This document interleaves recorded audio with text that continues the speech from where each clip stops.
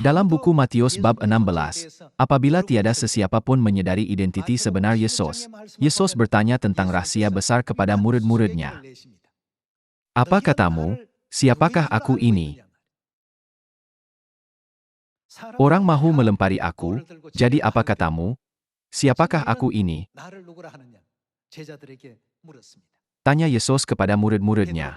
Petrus mula-mula menjawab, Engkaulah Mesias, Anak Tuhan yang hidup.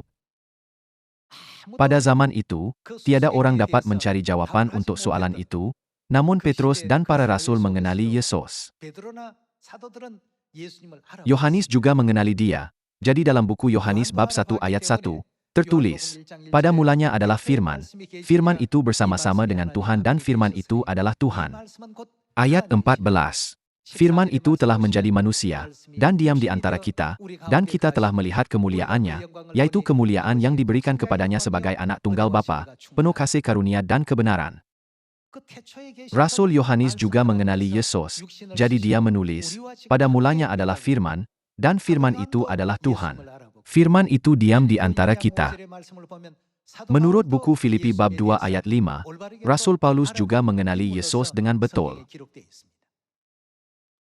Namun, ramai yang lain gagal berbuat demikian.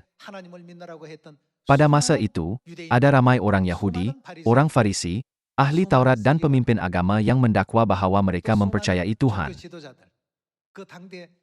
Mereka yang berkuasa pada masa itu, cuba melempari Yesus dengan batu, walaupun Yesus sendiri mendedahkan identiti sebenarnya kepada mereka.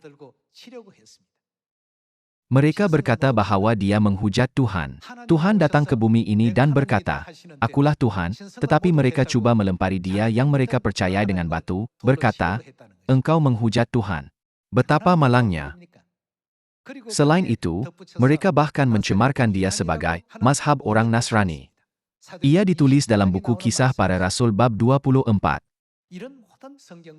Dengan melihat semua rekod Alkitab dan para nabi ini, kita dapat memahami bahwa kita akan mengalami situasi yang sama seperti orang kudus gereja awal.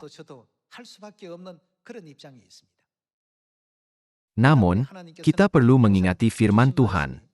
Tuhan mengajar kita bahwa kita harus sentiasa berjalan di jalan benar, bukan jalan mudah.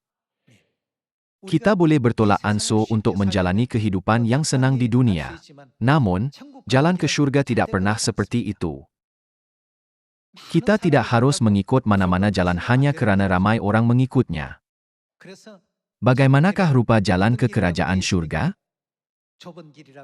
Yesus sudah meramalkan bahwa itu jalan yang sempit dan hanya sedikit orang yang mendapatinya.